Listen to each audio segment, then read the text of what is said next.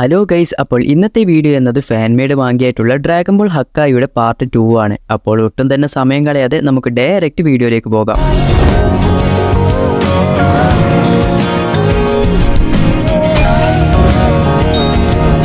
നമ്മൾ ലാസ്റ്റ് പറഞ്ഞത് Goku universe 6ന്റെ God of destruction ആയി മാറിയതാണ്. അങ്ങനെ യൂണിവേഴ്സ് 6ൽ പുതിയൊരു ഗോഡും പുതിയ സുപ്രീം ഗായും വന്നു. അങ്ങനെ ഗ്രാൻഡ് പ്രീസ്റ്റ് പറയും, ഇനി നിനക്ക് പതിയെ മാത്രമേ വയസ്സ് കൂടുകയുള്ളൂ. ഇവൻ ക്രീച്ചേഴ്സിന്റെ പവർ ആണ് നിന്റെ ഉള്ളിലുള്ളത്, അതുകൊണ്ട് തന്നെ നിനക്കെല്ലാം വ്യത്യാസമായിട്ടാണ് ഉണ്ടാവുക തുടങ്ങിയ കാര്യങ്ങളൊക്കെ ഗോക്കുവിനോട് പറയുന്നു. അങ്ങനെ മറ്റുള്ള ഏഞ്ചൽസും ഗോഡ്സും ഒക്കെ ഇവിടെ നിന്ന് പോകാൻ വേണ്ടി നിൽക്കുമ്പോൾ വിസ് ഗോക്കുവിനോട് ചോദിക്കും, നിന്റെ ബോഡിയിൽ എന്തെങ്കിലും വ്യത്യാസമായിട്ട് ഫീൽ ചെയ്യുന്നുണ്ടോ? ഗോക്കു പറയും, പ്രത്യേകിച്ച് ഒന്നുമില്ല, എന്നാൽ ബോഡിയുടെ ഉള്ളിൽ നിന്ന് എന്തോ ഒരു എനർജി പോകുന്നത് പോലെ ഒരു ഫീൽ ഉണ്ടെന്ന് പറയുന്നു. ഇത് കേട്ട് വിസ് പറയും, ഇതാണ് എനർജി ഓഫ് ഡിസ്ട്രക്ഷൻ, ഇത് നിന്റെ ബോഡിയിൽ എപ്പോഴും ഉണ്ടാകുമെന്നും പറയുന്നു. അങ്ങനെ ഇത് കേട്ട് ഗോക്കു ഇത് ഹക്കായി പോലെയാണോ എന്ന് ചോദിക്കുമ്പോൾ ഹക്കായും എനർജി ഓഫ് ഡിസ്ട്രക്ഷനും തമ്മിൽ പല വ്യത്യാസങ്ങളും ഉണ്ട് തുടങ്ങി ചില കാര്യങ്ങളൊക്കെ പറഞ്ഞതിന് ശേഷം നമ്മുടെ യൂണിവേഴ്സ് 7ലുള്ള ഗോഡും സുപ്രീം ഗായും വിസും എല്ലാവരും തന്നെ അവിടെ നിന്ന് പോകുന്നു. അങ്ങനെ നമ്മുടെ യൂണിവേഴ്സ് 6ന്റെ ഏഞ്ചലായിട്ടുള്ള വാഡോസ് പറയും, ചാമ്പ ചെയ്യാതിരുന്ന ഒരുപാട് പണികൾ പെൻഡിങ്ങിലുണ്ട്, അത് ഫസ്റ്റ് ചെയ്തു തീർക്കണമെന്നും പറയുന്നു. കൂടാതെ ഇമ്പോർട്ടന്റ് ആയി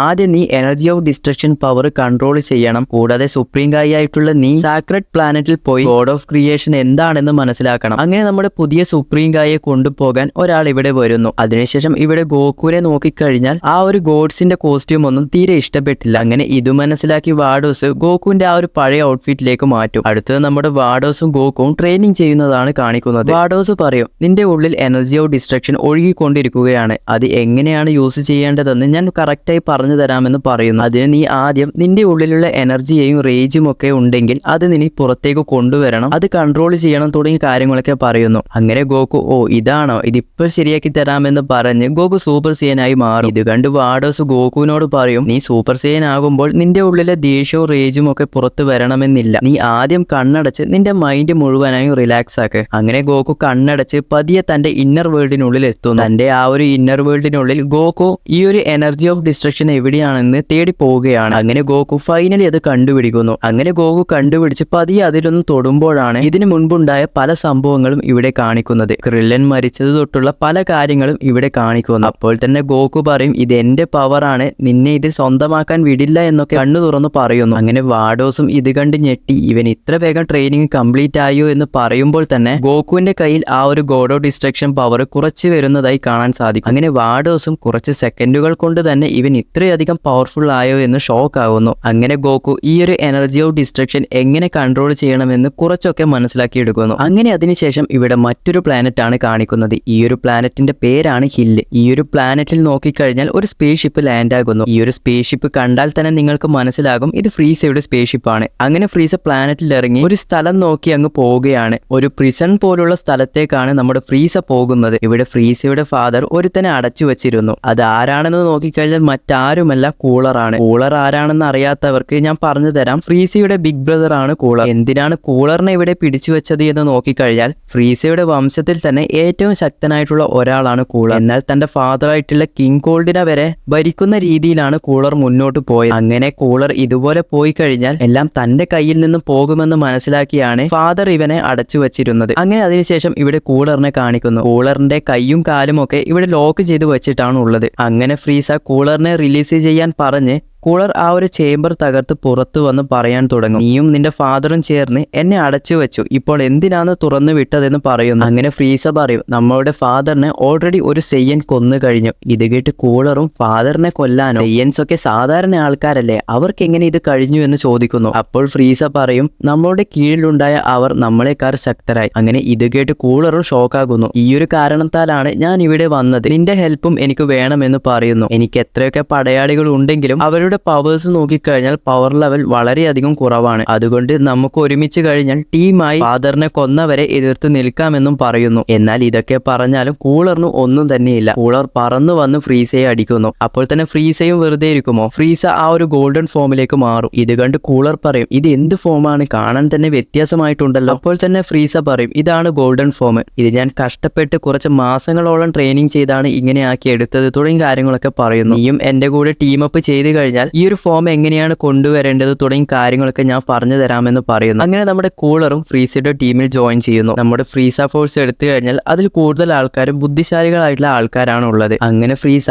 യാർഡ് റേറ്റിലുള്ള ഒരുത്തനെ അവിടെ വിളിക്കുന്നു. ഇത് ആരാണെന്ന് നോക്കിക്കഴിഞ്ഞാൽ ഇതുപോലുള്ള ആൾക്കാരാണ് നമ്മുടെ ഗോകുവിന് ഇൻസ്റ്റന്റ് ടെലിപ്പോർട്ടേഷൻ ഒക്കെ പഠിപ്പിച്ചു കൊടുത്തത്. അങ്ങനെ ഈ സമയമായിരിക്കും കൂളർ ഫ്രീസയെ വിളിച്ച് ശരിക്കും നിന്റെ പ്ലാൻ എന്താണെന്ന് ചോദിക്കും. അപ്പോഴാണ് ഫ്രീസ പറയുന്നത്, ഞാൻ ഒരുപാട് ബീസ്റ്റ് പോലുള്ള മോൺസ്റ്റേഴ്സിനൊക്കെ കളക്ട് ചെയ്യുകയാണ്. ഇപ്പോൾ നിലവിൽ മാജിൻ ബു എന്ന് പറഞ്ഞിട്ടുള്ള മോൺസ്റ്ററിനെ ഞാൻ പിടിച്ചു വെച്ചിട്ടുണ്ട്. ഒരു സമയം എർത്തിന് തന്നെ ഭീഷണിയായിട്ട് ഇവൻ മാറിയിരുന്നു. കൂടാതെ ബാബിഡി എന്ന് പറഞ്ഞിട്ടുള്ള ഒരുത്തനാണ് ഇവനെ ക്രിയേറ്റ് ചെയ്തതെന്നും അതിനുശേഷം ഗോക്കും ഫ്രണ്ട്സുമാണ് ഇവനെ ഡിഫീറ്റ് ചെയ്തത്. അവർ ഡിഫീറ്റ് ചെയ്തെങ്കിലും അവന്റെ ബോഡി ഇപ്പോൾ എന്റെ കയ്യിലുണ്ട് എന്നും പറയുന്നു. കൂടാതെ ഇതുപോലുള്ള മോൺസ്റ്റേഴ്സിനൊക്കെ കളക്ട് ചെയ്ത് പവർഫുൾ ആകാൻ വേണ്ടിയാണ് ഞാൻ വിചാരിക്കുന്നത്. ഈ ഒരു ലിസ്റ്റ് നിങ്ങൾ കണ്ടാൽ തന്നെ മനസ്സിലാക്കും. ചിനംബ, ഹിറോ തുടങ്ങി 4 ബീസ്റ്റുകളെ ഇനിയും പിടിക്കാനായിട്ടുണ്ട്. അപ്പോഴാണ് ഈ ഒരു സംഭവങ്ങളൊക്കെ നടക്കുന്ന സമയത്ത് ഫ്രീസ ഓൾറെഡി മരിച്ചിട്ടാണുള്ളത്. അപ്പോൾ ഈ വിഷയങ്ങളൊക്കെ അവൻ എങ്ങനെ അറിഞ്ഞു എന്ന് നോക്കിക്കഴിഞ്ഞാൽ ഫ്രീസ സുനോയുടെ അടുത്ത് പോയി ഈ ബീസ്റ്റുകളെ കുറിച്ചുള്ള വിവരങ്ങളൊക്കെ അറിഞ്ഞു വെച്ചിട്ടുണ്ട്. ഈ സുനോ ആരാണെന്ന് ഞാൻ പറയേണ്ട ആവശ്യമില്ലല്ലോ. ഈ യൂണിവേഴ്സിലുള്ള എല്ലാ കാര്യങ്ങളും സുനോയ്ക്ക് അറിയാം. അതിനുശേഷം ഫ്രീസ പറയും, എന്നാൽ നമുക്ക് ഫസ്റ്റ് ജനംബയെ തന്നെ കണ്ടുപിടിക്കാം. ഈ ഒരു ജനംബെ ആരാണെന്ന് അറിയാത്തവർ ഡ്രാഗൺ ബോൾ ഫ്യൂഷൻ റിബോൺ എന്നൊരു മൂവിയിൽ ഗോജീറ്റയുടെ വില്ലനായിട്ടാണ് ഈ ഒരു ജനംബ എന്ന് പറഞ്ഞിട്ടുള്ള ക്യാരക്ടർ വരുന്നത്. അങ്ങനെ ഇവർ ഇപ്പോൾ എവിടെയാണ് പോകുന്നതെന്ന് നോക്കിക്കഴിഞ്ഞാൽ ഡീമണ്ടലത്തിലേക്കാണ് പോകുന്നത്. അങ്ങനെ ഫ്രീസ പറയും, ഡയറക്റ്റ് ഡീമണ്ടലത്തേക്ക് സ്പേസ്ഷിപ്പ് കൊണ്ടുപോകാൻ കഴിയില്ല. അങ്ങനെ പോയി കഴിഞ്ഞാൽ എന്തെങ്കിലും ഒരു പ്രശ്നം നമുക്ക് വരും. അതുകൊണ്ട് തന്നെ ആ ഒരു യാർഡിയഡിനെ വെച്ച് ആ ഒരു സ്പേസ്ഷിപ്പോട് കൂടി ടെലിപ്പോർട്ട് ചെയ്ത് ആ ഒരു ഡീമൺ വേൾഡിന്റെ ഉള്ളിലെത്തും. അവിടെ എത്തിയ ഉടൻ തന്നെ പറയേണ്ട ആവശ്യമില്ലല്ലോ, ഒരുപാട് മോൺസ്റ്റേഴ്സ് ഇവരെ അറ്റാക്ക് ചെയ്യാൻ വരുന്നു. അപ്പോൾ തന്നെ ഫ്രീസയും കൂളറും എല്ലാവരും ചേർന്ന് അവരെയൊക്കെ ചെറുതായി ഡിഫീറ്റ് ചെയ്യുന്നുമുണ്ട്. അങ്ങനെ അത് കഴിഞ്ഞതിന് ശേഷമാണ് ഒരു 3 പേർ ഇവരെ നോക്കി വരുന്നത്. 10 വർഷമായി ഈ ഒരു ഡീമൺ വേൾഡ് പ്രൊട്ടക്ട് ചെയ്യുന്നതും അല്ലെങ്കിൽ നോക്കി നടത്തുന്നതൊക്കെ അവരാണ്. അങ്ങനെ അവർ 3 പേരും ഈ ഒരു ഫ്രീസ ഫോഴ്സിനൊക്കെ കണ്ടതിന് ശേഷം ഇവരെ കണ്ട് ഇവർ വലിയ ടീമാണെന്നാണ് തോന്നുന്നത്. കൂടാതെ ഇനി മാസ്റ്റർ പറഞ്ഞ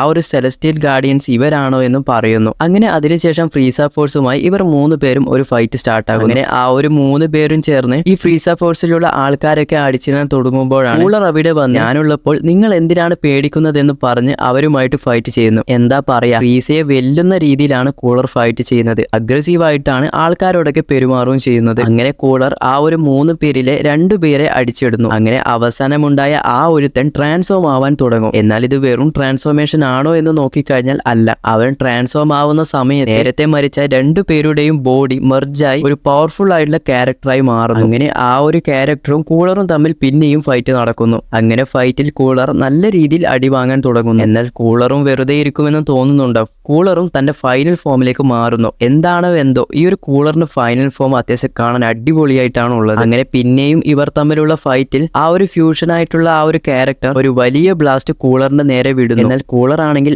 ആ ഒരു ബ്ലാസ്റ്റ് ക്യാച്ച് ചെയ്ത് അത് നേരെ അവന്റെ വായിൽ തന്നെ വെച്ച് പൊട്ടിക്കുന്നു. ആ ഒരു ബ്ലാസ്റ്റ് എന്ന് പറയുന്നത് ഡീമൺ റൺ തന്നെ ഡിസ്ട്രോയ് ചെയ്യാൻ തക്ക രീതിയിൽ അത്രയും വലുതായിരുന്നു. എന്നാൽ ആ ഒരു ബ്ലാസ്റ്റിന്റെ ഇമ്പാക്ട് കുറക്കാൻ ഫ്രീസ ഇവിടെ ഒരു കാര്യവും ചെയ്യുന്നുണ്ട്. അതായത് ഇപ്പോൾ എന്താ പറയാ, ആളിക്കത്തുന്ന തീയിൽ വെള്ളമൊഴിച്ച് കെടുത്തുന്നില്ലേ, അതുപോലെ തന്നെ. അങ്ങനെ ഫ്രീസ പറയുന്നുണ്ട്, നമ്മളിവിടെ വന്നത് ഇവരുമായിട്ട് ഫൈറ്റ് ചെയ്യാനല്ല, ജിനംബയെ എടുക്കാൻ വേണ്ടിയാണ്. അങ്ങനെ ജിനംബയും എടുത്ത് അവർ സ്പേസ്ഷിപ്പിൽ കയറി ഇവിടെ നിന്നും പോകുന്നു. അടുത്തത് നമ്മുടെ ഗോകുവിനെയാണ് കാണിക്കുന്നത്. ഗോകു ആണെങ്കിൽ ഇപ്പോൾ ആ ഒരു എനർജി ഓഫ് ഡിസ്ട്രക്ഷൻ എന്ന പവർ എത്രത്തോളം കൊണ്ടുവരണം, അതെങ്ങനെ കൺട്രോൾ ചെയ്യണം തുടങ്ങിയ കാര്യങ്ങളൊക്കെ കുറച്ചായി പഠിച്ചു വരികയാണ്. കൂടാതെ വാഡോസ് ഇതിനെക്കുറിച്ചുള്ള പല കാര്യങ്ങളും അവന് പറഞ്ഞു കൊടുക്കുന്നുണ്ട്. അതുപോലെ തന്നെ വാഡോസ് പ്രധാനമായിട്ട് ഇവിടെ ഒരു കാര്യം പറയുന്നുണ്ട്, നീ ഈ ഒരു പവർ വേഗം തന്നെ കൺട്രോൾ ചെയ്യാൻ പഠിക്കണം, അല്ലെങ്കിൽ ഇത് യൂണിവേഴ്സിൽ തന്നെ ആപത്തായിട്ടുള്ള ഒന്നാണ് തുടങ്ങിയ കാര്യങ്ങളൊക്കെ പറയുന്നുണ്ട്. അങ്ങനെ അതൊക്കെ പറഞ്ഞതിന് ശേഷം വാഡോസ് പിന്നെയും പറയും, കുറെ സമയമായില്ലേ ഇങ്ങനെ ട്രെയിനിങ് ചെയ്യുന്നത്, ഇനി കുറച്ച് സമയം റിലാക്സ് ആകാം, ഇവിടെ എവിടെയെങ്കിലും ഒരു റിലാക്സ് ആയിട്ടുള്ള സ്ഥലത്ത് പോയാലോ എന്നൊക്കെ പറയുന്നു. അപ്പോഴാണ് ഗോകു പറയുന്നത്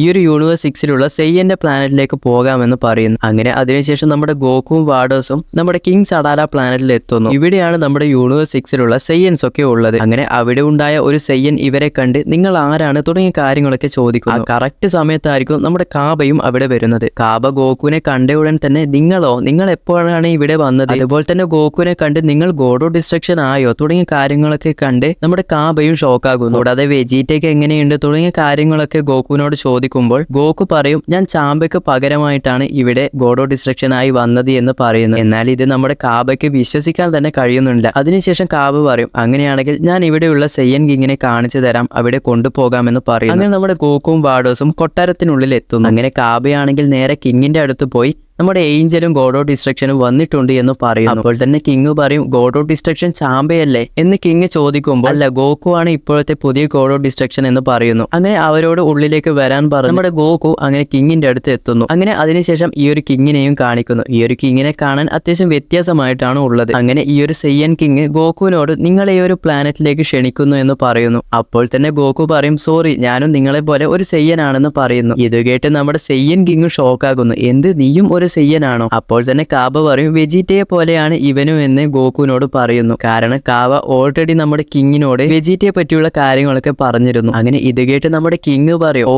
അപ്പോൾ നീ യൂണിവേഴ്സ് 7 സെയ്യനാണല്ലേ, എനിക്ക് ഒരുപാട് കാര്യങ്ങൾ നിന്നോട് സംസാരിക്കാനുണ്ട്, നമുക്ക് ഫുഡൊക്കെ കഴിച്ച് കുറച്ച് സമയം ഇവിടെ നിൽക്കാമെന്നൊക്കെ കിങ് പറയുന്നു. അപ്പോൾ തന്നെ ഗോകു പറയും എനിക്കിപ്പോൾ പണിഷ്മെന്റ് കിട്ടിയിട്ടുണ്ട്, ഇവിടെ കുറെ സമയം നിൽക്കാൻ കഴിയില്ല. അപ്പോഴാണ് വാഡോസ് പറയുന്നത് ഗോകു ട്രെയിനിങ് ചെയ്യുന്ന സമയത്ത് അവന്റെ പവർ കൺട്രോൾ ചെയ്യാനാകാതെ ഈ ഒരു യൂണിവേഴ്സിന്റെ പകുതി നശിക്കുന്ന രീതിയിൽ അവൻ എത്തിച്ചു. അതുകൊണ്ട് ഗോകുവിന് ഇപ്പോൾ ഒരു മാസത്തേക്ക് ഫുഡ് ഒന്നും കഴിക്കാൻ പാടില്ല. അപ്പോഴാണ് സെയ്യൻ കിങ് എന്ത്, ഈ ഒരു പവർ വെച്ച് ഈ ഒരു യൂണിവേഴ്സിന്റെ പകുതി തന്നെ നശിക്കാനായ രീതിയിലായിരുന്നു, എന്നാൽ എന്തായാലും നിന്റെ കൂടെ ഫൈറ്റ് ചെയ്യണമെന്ന് ഗോകുവിനോട് കിങ് പറയുന്നു. അങ്ങനെ ഇവർ ഈ ഒരു പ്ലാനറ്റിന്റെ ആളൊഴിഞ്ഞ ഒരു സ്ഥലത്തേക്ക് എല്ലാവരും എത്തുന്നു. അങ്ങനെ അതിനുശേഷം നമ്മുടെ കിങ്ങും ഗോഡും തമ്മിലുള്ള ഒരു ഫൈറ്റ് സ്റ്റാർട്ട് ചെയ്യാൻ വേണ്ടി പോകുന്നു. ഈ ഒരു കിങ്ങിന്റെ പേരാണ് ക്രിസ്റ്റ. കൂടാതെ കാബ പറയാൻ തുടങ്ങും നമ്മുടെ ഇപ്പോഴുള്ള ഈ ഒരു കിങ് ഈ ഒരു രാജവംശത്തിൽ ജനിച്ചവനല്ല, പല കാലങ്ങളായി ഒറ്റയ്ക്ക് ജീവിച്ച് പല പ്രശ്നങ്ങൾ ഉണ്ടായിട്ടും അതിൽ നിന്നൊക്കെ ഉയർത്തെഴുന്നേറ്റ് ഒരു ആർമി തന്നെ ക്രിയേറ്റ് ചെയ്താണ് ക്രിസ്റ്റ കിങ് ആയതെന്ന് പറയുന്നു. അതുപോലെ തന്നെ പണ്ട് സെയ്യൻസ് എപ്പോഴും തമ്മിൽ പരസ്പരം ആക്രമിക്കുമായിരുന്നു, അതിൽ നിന്നൊക്കെ രക്ഷപ്പെട്ടാണ് ക്രിസ്റ്റ ഇതുപോലുള്ള ഒരു കിങ് ആയത് തുടങ്ങിയ കാര്യങ്ങളൊക്കെ പറയുന്നു. കൂടാതെ കിങ് ക്രിസ്റ്റ ഡ്രാഗൺ ബോൾസ് വെച്ച് ഇമ്മോർട്ടാലിറ്റി നേടിയെടുക്കുകയും ചെയ്യും. അതായത് ഈ ഒരു കിങ് ഒരിക്കലും മരിക്കില്ല. ഇപ്പോൾ നമ്മുടെ കിങ്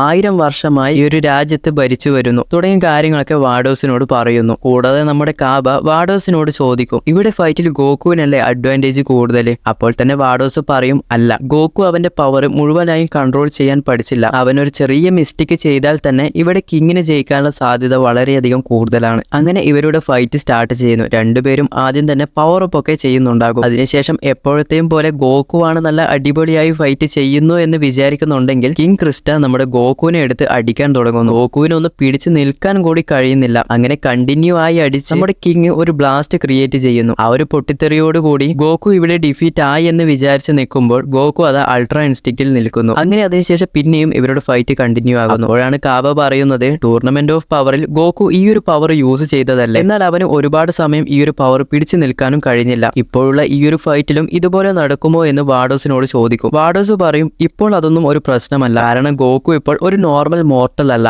ഒരു ഗോഡാണ്. അതുകൊണ്ട് എത്ര നേരം വേണമെങ്കിലും നമ്മുടെ ഗോകുവിന് ഈ ഒരു അൾട്രാ ഇൻസ്റ്റിക്റ്റിൽ പിടിച്ചു നിൽക്കാൻ കഴിയും. എന്നാൽ ഇവിടെ ഒരു പ്രശ്നം എന്താണെന്ന് വെച്ച് കഴിഞ്ഞാൽ അവൻ ചെറിയ രീതിയിൽ ഒന്ന് റേജ് ആയാലോ ഒന്ന് പവർ അപ്പ് ചെയ്താലോ അവന്റെ പവർ കൺട്രോൾ ചെയ്യാനാകാതെ എന്തെങ്കിലും ഔട്ട് ഓഫ് കൺട്രോൾ ആയി നടക്കാനുള്ള ഒരു ചാൻസ് ഉണ്ട് എന്നും പറയുന്നു. അങ്ങനെ ഇതേ സമയം ഗോകുവിനെ നോക്കിക്കഴിഞ്ഞാൽ ഗോകു അൾട്രാ ഇൻസ്റ്റിക്റ്റിൽ നല്ല അടിപൊളിയായിട്ടാണ് ഫൈറ്റ് ചെയ്യുന്നത്. ഈ ഒരു ട്രാൻസ്ഫോർമേഷൻ കണ്ട് നമ്മുടെ കിങ്ങും ഇംപ്രസ് ആകുന്നുണ്ട്. അങ്ങനെ അതിനുശേഷം ഗോകു കിങ്ങിനെ ഒരു പഞ്ച് ചെയ്യാൻ വേണ്ടി വരുമ്പോഴേക്കും അതിൽ നിന്ന് കിങ് ഒഴിഞ്ഞു മാറി ആ ഒരു പഞ്ച് ഗോകുവിന് തന്നെ ഇട്ട് കൊടുക്കുന്നു. കൂടാതെ അതിനുശേഷം നമ്മുടെ കിങ്ങും ട്രാൻസ്ഫോം ആകുന്നുണ്ട്. എന്നാൽ ഇത് കണ്ട് ഇത് എന്ത് ട്രാൻസ്ഫോർമേഷൻ ആണെന്ന് ആർക്കും തന്നെ മനസ്സിലാക്കാൻ സാധിക്കുന്നില്ല. എന്നാൽ ഗോകു ഈ ഒരു എനർജി സെൻസ് ചെയ്ത് ഇത് കണ്ട് ഏകദേശം ലെജൻഡറി സൂപ്പർ സൈനെ പോലെ ഉണ്ട് എന്നും പറയുന്നു. അങ്ങനെ അവസാനം കിങ് തന്റെ ഫൈനൽ മൂവിലേക്ക് പോകുന്നു. പറന്നു വന്ന് ഒരു വലിയ പഞ്ച് ചെയ്യാൻ പോകുന്നു. എന്നാൽ ആ പഞ്ച് ചെയ്യുന്ന സമയത്ത് തന്നെ തന്റെ പുറകിലായി ഒരു വലിയ ഗ്രേറ്റ് ടൈപ്പിന്റെ ആ ഒരു ഫോം ഇവിടെ കാണുന്നുണ്ട്. അങ്ങനെ കിങ് ആ ഒരു വലിയ പഞ്ച് ചെയ്യുന്നതോട് കൂടി അവിടെ വലിയൊരു ബ്ലാസ്റ്റ് തന്നെ ഉണ്ടാകും. ആ ഒരു ബ്ലാസ്റ്റിന്റെ ഇമ്പാക്റ്റിൽ നമ്മുടെ കാബ വരെ പറന്നു പോകുന്നുണ്ടാകും. അങ്ങനെ ഗോകു ഇവിടെ ഡിഫീറ്റ് ആയി എന്ന് വിചാരിച്ചു കഴിഞ്ഞാൽ ഗോകുവിനെ നോക്കുന്ന സമയത്ത് അവനൊരു ഡീമൺ ആയി മാറിയിട്ടുണ്ടാകും. കാണാൻ തന്നെ ഒരു ഈവിൾ ആയിട്ടാണ് ഉള്ളത്. അങ്ങനെ ഇത് നമ്മുടെ വാഡോസ് കണ്ട് ഞാൻ എന്താണോ വിചാരിച്ചത്